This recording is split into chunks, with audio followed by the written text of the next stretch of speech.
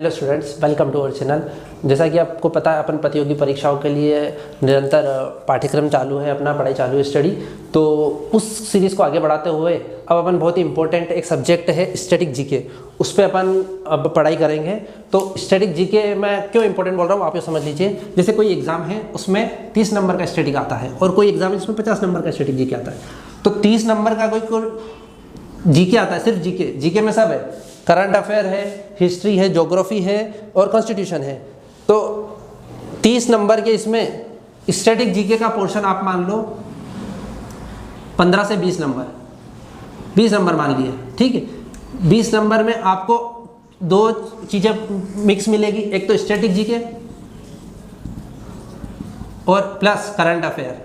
Current affair आपको पता है, समसामयिक घटना जो अपनी 6 महीने पुरानी, किसी एग्जाम में 6 महीने पुरानी घटनाएं पूछते हैं। जैसे आज एग्जाम है तो आज से 6 महीने पुरानी घटनाएं पूछेंगे, किसी में 1 साल पुरानी पूछते हैं, तो इसको करंट अफेयर बोलते हैं। और स्टैटिक जीके आप समझ रहे हैं, ऐसा जीके जो फिक्स हो चुका है, जो ना आज बदलेगा ना कल बदलेगा, उसको बोलते हैं स्टैटिक जीके। इसलिए अपन ये टॉपिक जो है ना, इसको आपको पढ़ लेना चाहिए, जो क्योंकि ज्योग्राफी में चीज़ें बदलती है, हिस्ट्री में नहीं बदलती पर ज्योग्राफी में बदलती है और कॉन्स्टिट्यूशन में बदलती है। तो स्टैटिक जीके में नहीं बदलता, इसलिए इसको स्थिर जीके बोलते हैं, स्थिर सामान्य ज्ञान। तो करंट अफेयर और स्टैटिक जीके के कॉम्बिनेशन से ही किसी भी एग्जाम में जीके के आधे क्वेश्चन आते हैं। अब इसमें इतने आते हैं, अब इसमें 50 में से आप मान लीजिए 25 क्वेश्चन तो आएंगे ही आएंगे, 20 क्वेश्चन मान लीजिए, 20 क्वेश्चन आएंगे ही आएंगे। और ये मैं कोई एक पर्टिकुलर एग्जाम का नहीं बोल रहा हूँ, भारत में जितनी भी एग्जाम होती है सबके लिए यही क्राइटेरिया है। तो ये आज की तारीख में बहुत इंपॉर्टेंट हो गया है स्टैटिक जीके। तो इसको अपन पहले ही कंप्लीट कर लेते हैं एग्जाम आने, ताकि क्योंकि ये बहुत वास्ट सिलेबस है, इसका भी बहुत बड़ा सिलेबस है, पर अपने को इंपॉर्टेंट पढ़ना है जो एग्जाम में या तो पूछा गया है या फिर पूछने की बिल्कुल संभावना है कि हाँ ये इंपॉर्टेंट है। तो अपन उस टॉपिक को पढ़ लेते हैं। तो आप समझ रहे, स्पेशली 1-2 एग्जाम की बात कर लेते हैं। आर्मी में ARO की भर्ती होती है, तो ARO की भर्ती में 15 क्वेश्चन जीके से आते हैं। तो उन 15 क्वेश्चन में से ये 15 क्वेश्चन कितने मार्क्स के होते हैं? 30 मार्क्स के, हर क्वेश्चन 2 मार्क्स का था। तो इसमें से 4-5 क्वेश्चन जो है वो आप इसके मान लीजिए, तो कितने मार्क्स हो गए? 8 से 10 मार्क्स, ठीक है। ऐसा ही ग्रुप डी में है, अगर 35 नंबर का जीके आ रहा है तो आपको 15 क्वेश्चन मिलेंगे करंट अफेयर प्लस जीके के, और ऐसे ही एनटीपीसी में भी है। तो ये सबके लिए कॉमन है, और इसको आप जितना जल्दी और जितना अच्छा कर लेंगे आपके सिलेक्शन के चांसेस उतने ज़्यादा बढ़ जाएंगे।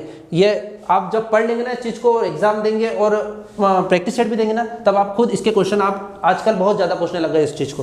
तो अपन स्टार्ट करते हैं static GK.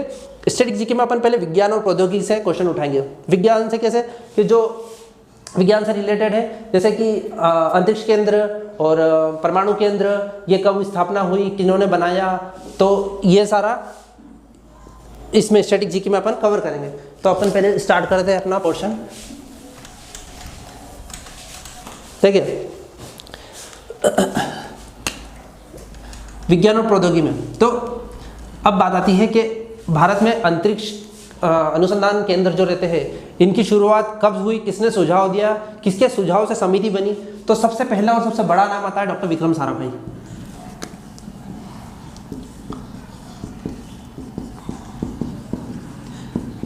Doctor Vikram Sarabhai बहुत बड़े इसमें योगदान है इनका, बहुत बड़े वैज्ञानिक है।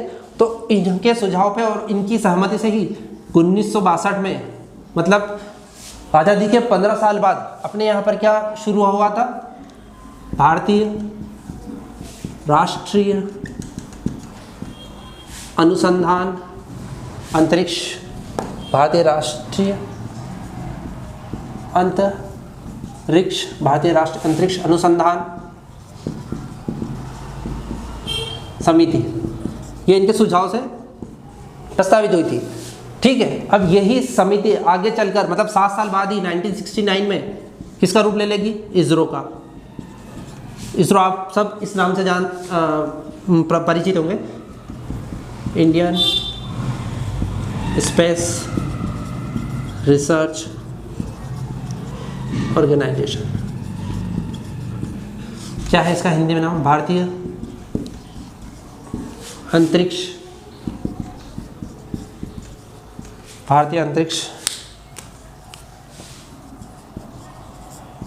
अनुसंधान संगठन। ठीक है, ये अपना कब बन गया था? 1969 में। अब इसके प्रेजेंट की बात करें तो इसके अभी जो वर्तमान अध्यक्ष है, चेयरमैन है, वो है डॉक्टर के सीवान। ठीक है, इनका पूरा नाम डॉक्टर कैलाश वटिवु सीवान। ठीक है, इसका हेडक्वार्टर कहाँ पर है अभी? बेंगलुरु में, बेंगलोर जो भी आप बोलो। ठीक है, तो ये हो गई इससे रिलेटेड चीज़। अब डॉक्टर विक्रम साराभाई से आप इसका स्क्रीनशॉट ले लीजिए, मैं आपको अब दूसरी चीज़ बताता हूँ। अब ये डॉक्टर विक्रम साराभाई केंद्र आपको भी पता है, तो डॉक्टर विक्रम तिरुवनंतपुरम में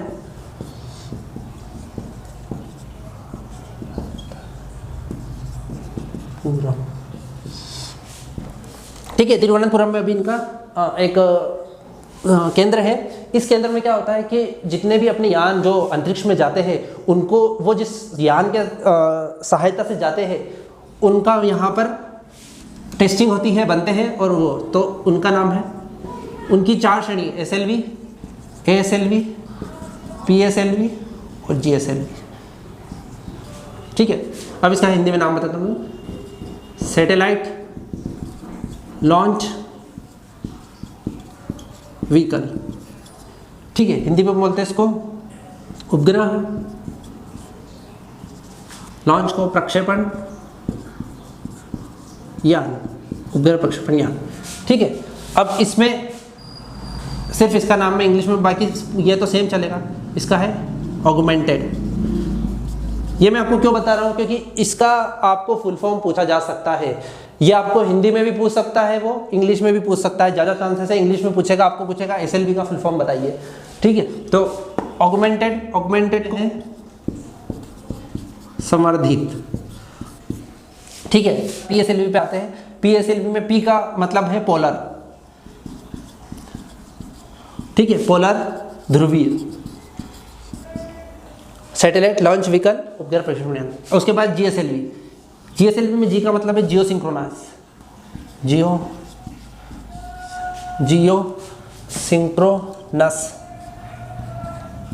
हिंदी में भूस्थिर, जियो सिंक्रोनस। ठीक है, सैटेलाइट लॉन्च व्हीकल, उपग्रह प्रक्षेपण यान। अब ये जो है, ये जितने भी प्रक्षेपण यान है, ये सारे डॉक्टर विक्रम साराभाई केंद्र जो तिरुवनंतपुरम है, उसमें इनमें देख रेख, जांच और इस पर जो भी टेस्टिंग है, जो भी नए बनते हैं, वो इस केंद्र में होता है। अब एक और केंद्र है अपना इम्पोर्टेंट, इसको मैं रफ कर रहा हूँ तो आप वो कर लीजिएगा। जो केंद्र इम्पोर्टेंट है वो बता देता हूँ आपको। एक और केंद्र है अंतरिक्ष उपयोग केंद्र। अंतरिक्ष उपयोग केंद्र, ये कहाँ अपना? अहमदाबाद में है। ठीक है, अंतरिक्ष उपयोग केंद्र अहमदाबाद में। यहाँ पर क्या होता है, जो भी आपने को दैनिक जानकारी रहती मौसम संबंधी, ये उपयोग केंद्र जो भी अपन ऊपर उपग्रह से यूज़ करते हैं, उसका उपयोग करते हैं। यहाँ पर मौसम संबंधी बातें होगी। ठीक है, दूसरी होगी दूरसंचार संबंधी, और तीसरी होगी अपने पर्यावरण, कहाँ पर कितने वन में कुछ हुआ क्या है। तो ये सारे इसका उपयोग केंद्र एक अहमदाबाद में है, जो यहाँ पर तीन मौसम संबंधी जानकारी मिलती, दूरसंचार संबंधी और पर्यावरण संबंधी जानकारी मिलती। तो ये अपने जो केंद्र इंपॉर्टेंट थे वो मैंने आपको बताया। इसके बाद अब जब अंतरिक्ष ये जो कार्यक्रम था, ये पूरे वर्ल्ड लेवल पे भी चालू था, तो सबसे जो पहला उपग्रह है स्पुतनिक फर्स्ट 1957, ये जो है ये सबसे पहला उपग्रह है किसी भी देश द्वारा अंतरिक्ष में छोड़ा गया। तो इसका नाम स्पुतनिक फर्स्ट, ये है सोवियत संघ द्वारा छोड़ा गया 1957 में। अब ये पहला हो गया अपना उपग्रह। अब दूसरा उपग्रह, इसको मैं लिख देता हूँ, पहला नंबर नहीं लिखते हैं, ये पहला उपग्रह। अब ये नेक्स्ट है, ये भी पहला उपग्रह है, पर ये किस फील्ड में है? संचार में। संचार में पहला कौन सा था? Score first. ठीक है, ये कब था? इसके 1 साल बाद 1958 में। ठीक है, ये भी सोवियत संघ ने छोड़ा था, स्कोर फर्स्ट। उसके बाद नेक्स्ट अपना आ जाता है वॉस्टॉक, ठीक है। वॉस्टॉक कब छोड़ा था? 1961 में। इसमें कौन गए थे अपने? Yuri Gagarin. अब ये दोनों तो आपने वो पढ़ लिए, उपग्रह है, पर ये यान है, मतलब जो रहता है ना स्पेस शटल, वो है अपना। तो इसमें एक इंसान बैठ के गया था, यूरी गागरिन नाम के, ये भी रूस के थे। उसके बाद एक और जो है सबसे इम्पोर्टेंट, अपोलो 11। ये आपसे पूछ सकते हैं कि यूरी गागरिन कब गया था, यूरी गागरिन कब गए थे अंतरिक्ष में? तो 1961।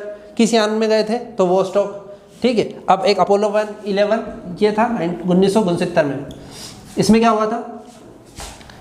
आपने सुना होगा नील आर्मस्ट्रॉन्ग।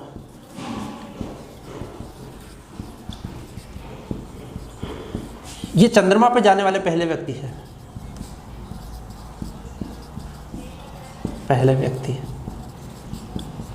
ठीक है। और ये अंतरिक्ष में जाने वाले पहले व्यक्ति है। ये कहीं उतरे नहीं थे, ये वाले यूरी गागरिन, और ये चंद्रमा पर उतरे थे, अंतरिक्ष में पहले व्यक्ति,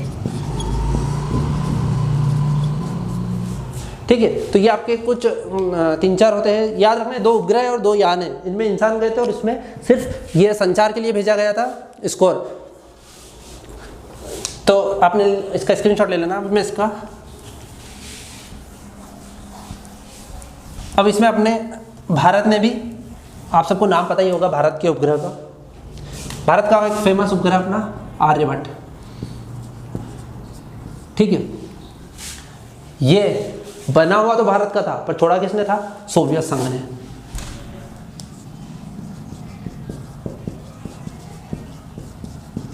सोवियत संघ की मदद से, सोवियत संघ की मदद से ये छोड़ा गया था, ठीक है। आर्यभट्ट को कब छोड़ा गया था? 1975 में।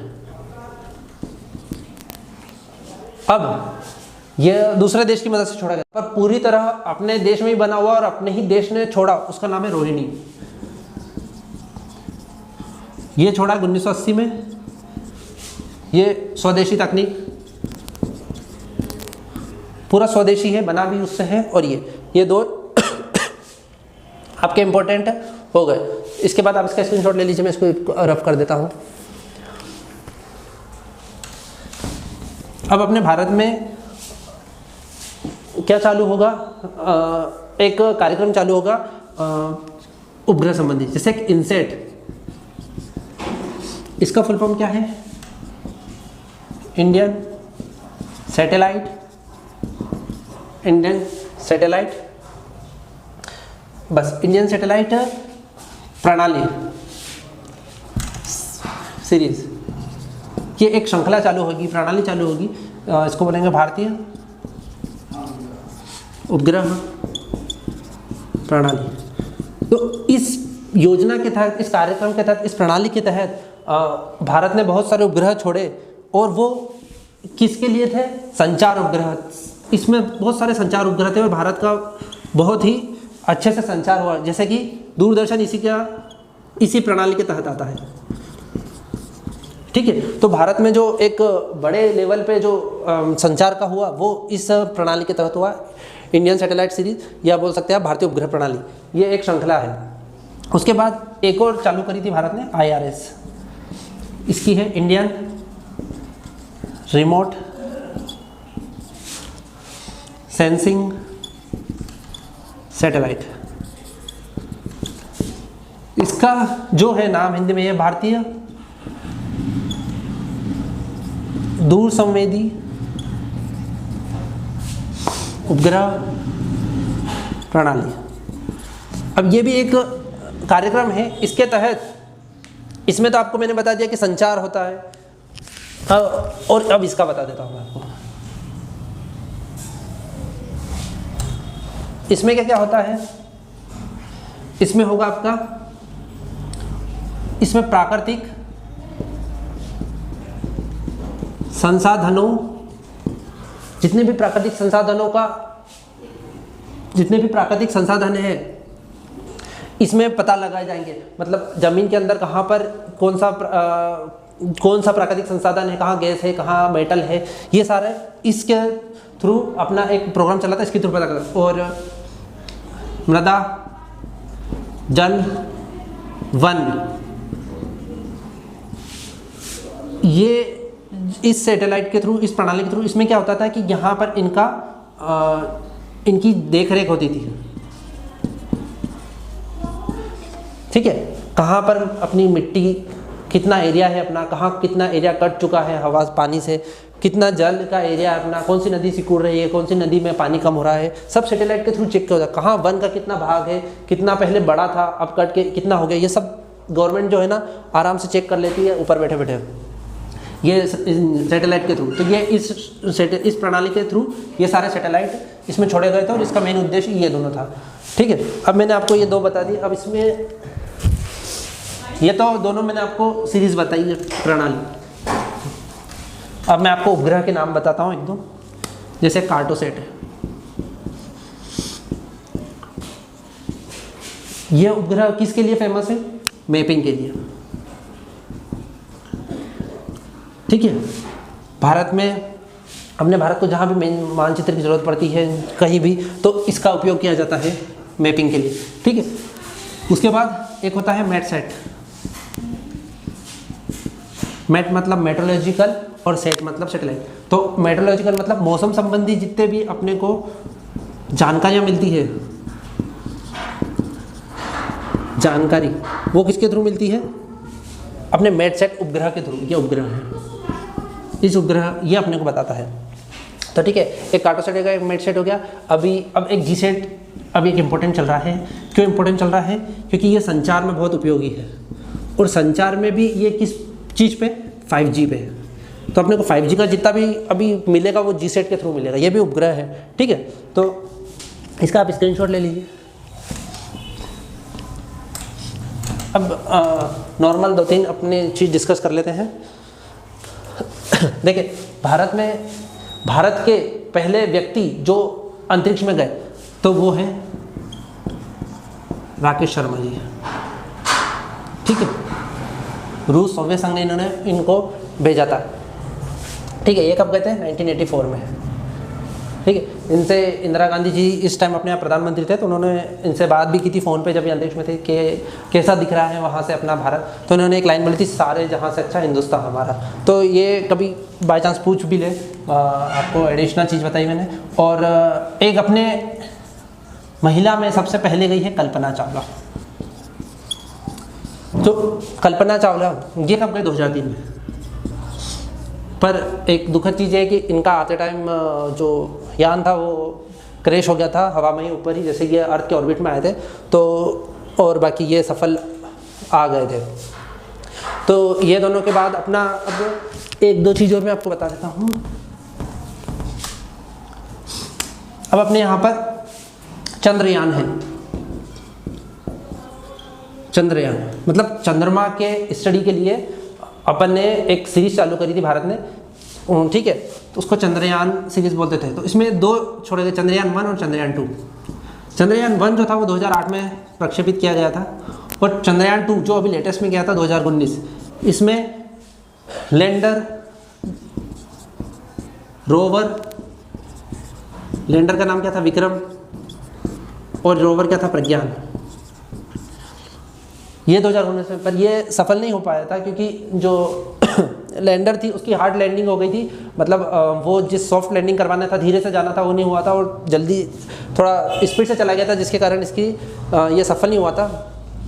उसके बाद अपने यहाँ एक मंगलयान, मंगल ग्रह के लिए एक मंगलयान प्रोजेक्ट है जो 2014 में चालू हुआ था, और यह 450 करोड़ के लगभग अपने इसमें इन्वेस्ट किया था। और ये मंगल ग्रह पे जाने के लिए सबसे सस्ता, सब देशों से सस्ता अपना था, पर एक ही बार में किसी ने अगर मंगल ग्रह पे अपना उपग्रह पहुंचाया है, अपना यान पहुंचाया है, तो वो भारत था, और पहली बार में पहुंचा दिया था, और सबसे सस्ते में। तो इसकी तारीफ बहुत ज़्यादा हुई थी, और इसलिए भारत को बहुत उपलब्धि मिली थी। अब इसमें लैंडर, और ये चंद्रयान में लैंडर और था। लैंडर में आपको बता देता हूँ, जैसे कि अपना एक यान गया चंद्रमा पे, ठीक है। तो रोवर क्या होगा, रोवर एक मशीन रहेगी जो रोबोट टाइप, जो पूरे चंद्रमा पे मिट्टी के नमूने इकट्ठा करना, कहीं जल है क्या है तो वो चेक करती है। तो वो जिसके अंदर रखा के जाता है उसको लैंडर बोलते हैं। तो पहले अपना यान रहता है, उसके अंदर लैंडर रहता है। जब लैंडर सफल लैंडिंग कर लेता है उस पर, अपने चंद्रमा सतह पे, तो उसमें से फिर निकलता है रोवर।